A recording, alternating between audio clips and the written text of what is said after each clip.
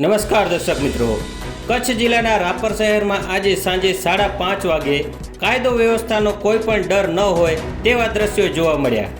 જી હા દર્શક મિત્રો, આજે તમે સ્ક્રીન પર ચિત્રો જોઈ રહ્યા છો તે કચ્છ જિલ્લાના રાપર શહેરના છે, જેમાં એક યુવક રાપર શહેરના બસ સ્ટેશનમાં બીજા યુવકને મારીને ઊભી બજારે દોડાવી રહ્યો છે.